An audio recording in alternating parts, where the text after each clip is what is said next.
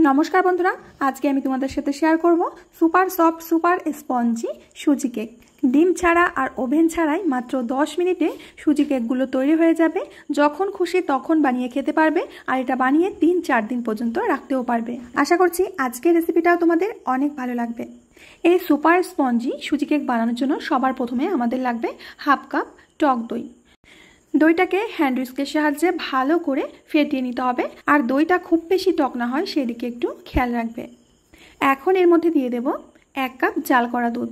দুধটাকে আমি আগে থেকে জাল করে ঠান্ডা করে নিয়েছি। এখন দইয়ের সাথে দুধটাকেও খুব ভালো করে এইভাবে মিশিয়ে নেব। বন্ধুরা আশা করছি প্রত্যেক দিনের মতো আজকের রেসিপিটাও তোমাদের অনেক ভালো লাগবে। রেসিপিটা সম্পূর্ণ দেখার রিকোয়েস্ট রইল। তো ভালো করে আমি মিশিয়ে নিয়েছি।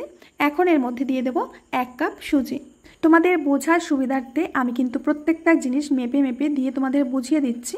এইভাবে মেপে মেপে সঠিকভাবে উপকরণগুলো দিলে তাহলে কিন্তু সুজি কেকগুলো একেবারে পারফেক্ট হবে। তো খুব ভালো করে আমি সুজিটাকে এইভাবে ফেটিয়ে নিয়েছি। এখন এই সুজিটাকে আমাদের রেস্টে রেখে দিতে হবে 10 মিনিটের জন্য। 10 মিনিট পর আমি ঢাকনাটা খুলে নিচ্ছি। এরই মধ্যে সুজিটা কিন্তু অনেকটাই ফুলে গেছে, নরম হয়ে গেছে। আমি কেকগুলো সুজি দিয়ে বানাবো, তোমরা চাইলে ময়দা দিয়েও বানাতে পারো, তাতেও কিন্তু কেকগুলো ভীষণ স্পঞ্জি আর সফট হবে। এবার নিয়েছি একটা মিক্সিং জার। এই জারের মধ্যে সুজির পেস্টগুলো দিয়ে দিতে হবে। দেখতে পাচ্ছ সুজির পেস্টটা কতটা ঘন রয়েছে, কিন্তু বাকি উপকরণগুলো দিলে এর ঘনত্বটা কিন্তু একেবারে ঠিকঠাক হয়ে যাবে। এখন এর মধ্যে দিয়ে দেব হাফ কাপের থেকে একটু কম মিল্ক পাউডার। মিল্ক পাউডারটা দিলে কেকটা খেতে কিন্তু বেশি টেস্ট হবে। আর এখানে দিয়ে দিচ্ছি দেখো আটা। আমি কেকটা একেবারে হেলথিভাবে বানাচ্ছি, তার জন্য এখানে ময়দার পরিবর্তে আটা দিয়ে দিচ্ছি 3 চামচের মতো। দিয়ে দেব হাফ কাপের থেকে একটু কম চিনি আর দিয়ে দেব হাফ কাপের থেকে একটু কম রিফাইন্ড অয়েল। দিয়ে দিচ্ছি স্বাদ বুঝে লবণ। এখন সব কিছুর একটা পেস্ট তৈরি করে নেব। তো বন্ধুরা দেখতে পাচ্ছ একেবারে স্মুথ একটা পেস্ট তৈরি হয়ে গেছে। এখন একটা কেকের ফ্লেভার আনার জন্য সামান্য একটু ভ্যানিলা এসেন্স দিয়ে দিচ্ছি আর দিয়ে দিচ্ছি হাফ চামচ মতো বেকিং সোডা আর হাফ চামচের থেকেও একটু কম বেকিং পাউডার। সামান্য একটু দুধ দিয়ে দিচ্ছি যাতে ব্যাটারের সাথে খুব ভালোভাবে মিশে যায়। এখন সমস্ত কিছু হালকা হাতে এইভাবে মিশিয়ে নিতে হবে।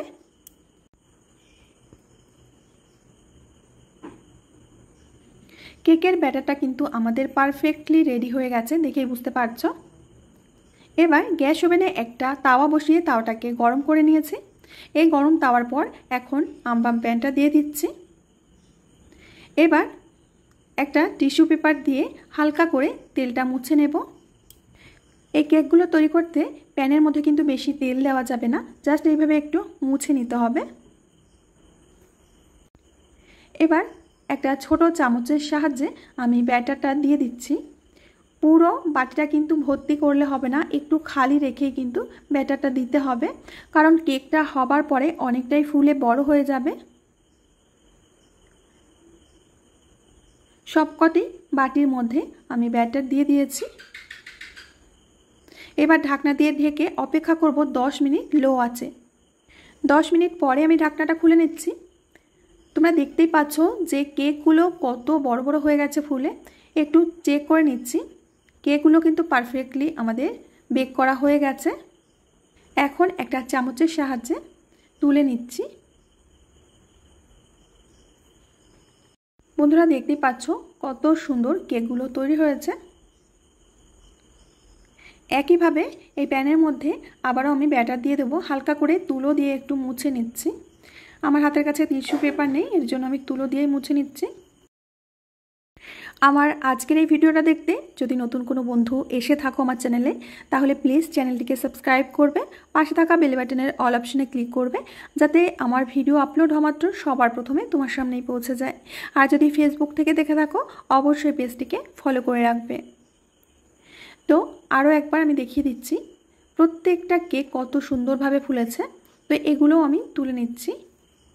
আর বন্ধুরা তোমরা যদি এই পিঠে বানানোর প্যানটা কিনতে চাও তাহলে অবশ্যই তোমরা কিনতে পারবে। আমি ডেসক্রিপশনে লিংক দিয়ে দিচ্ছি প্রোডাক্টের, সেখান থেকে তোমরা কিনে নিতে পারবে। আর এই প্যানগুলোতে এত ভালো পিঠা বানানো যায় না, মানে বানালে তোমরা বুঝতেই পারবে না। তো একইভাবে আমি সমস্ত কেকগুলো বানিয়ে নিচ্ছি। দেখতে পাচ্ছ বন্ধুরা কত সুন্দর হয়েছে, প্রত্যেকটা কেক কিন্তু খুবই কালারফুল হয়েছে আর খুবই নরম তুলতুলে হয়েছে। তোমাদের একটু দেখিয়ে দিচ্ছি, একটা কেক আমি তোমাদের ছিঁড়েও দেখিয়ে দেব যে ভেতরটা কতটা স্পঞ্জি হয়েছে। একেবারে নরম তুলতুলে তুলোর মতো আর জালিদার হয়েছে। এটা তোমরা একদিন বানিয়ে 3 থেকে 4 দিন 5 দিন পর্যন্ত খেতে পারবে, নষ্ট হবে না। তো বন্ধুরা আমি আজ এখানেই বিদায় নেব, আবার আসবো নতুন রেসিপি নিয়ে। সবাই ভালো থেকো, সুস্থ থেকো, আর রেসিপি ভালো লাগলে অবশ্যই কমেন্টে জানাবে।